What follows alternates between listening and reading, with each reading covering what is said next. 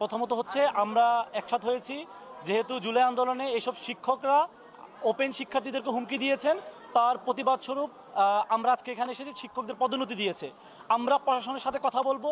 প্রশাসন যদি এই শিক্ষকদের যে আপগ্রেডেশন দিয়েছে এবং তাদেরকে বিভিন্ন রকম ডিন পদ সহ অন্যান্য পদস্থ করেছে, পদ দিয়েছে, সেগুলো যদি বাতিল না করে আমরা অতি সত্বর এই আন্দোলনকে তীব্র আর কঠোর আন্দোলনে নিয়ে যাব। প্রশাসন বুঝতে পারতেছে না এই আন্দোলন কোথায় যাবে। প্রশাসনকে তাই অনতিবিলম্বে প্রশাসনকে বলবো, শিক্ষার্থীদের যে দাবি যে জুলাই বিরোধী যেসব ব্যক্তিবর্গ আছে যারা পদোন্নতি পেয়েছে তাদের আপগ্রেডেশন এবং বিভিন্ন পদ থেকে তাদেরকে বাতিল করে তাদেরকে সাধারণ শিক্ষক হিসেবে এই ক্যাম্পাসে থাকতে, এবং প্রশাসন যদি এই জিনিসটা মেনে না নেয় আমরা এই কঠোর আন্দোলন তৈরি করব। জুলাই আন্দোলনে যারা বিরোধিতা করছিল তাদের বিরুদ্ধে আমরা গত প্রায় 2 মাস আগে একটা জিনিস দেখলাম যে এক ডিপার্টমেন্টের চেয়ারম্যানকে ডিন বানানো হয়েছে, যেটা সম্পূর্ণভাবে জুলাই আন্দোলনের স্পিরিটের সাথে সম্পূর্ণ বিরোধী একটা পন্থা।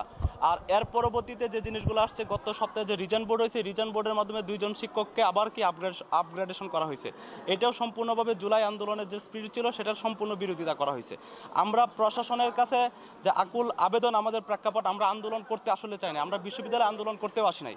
আমরা চাই আপনারা এই পেশি বিরোধী যে একটা ছিল এই চক্রটাকে বিনষ্ট করে দিবেন।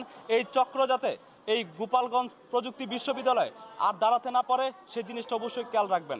আপনারা কিন্তু এই সুযোগ তৈরি করে দিচ্ছেন, এটার ফল কিন্তু আপনাদেরই বুক করতে হবে। তাই আপনাদেরকে সাবধান করে দিতে চাই এবং সতর্ক করে দিতে চাই, ফেসিজমের যদি কোনো আস্তানা তৈরি করার চিন্তা ভাবনা করেন, এর ফলাফল খুবই ভয়াবহ হবে।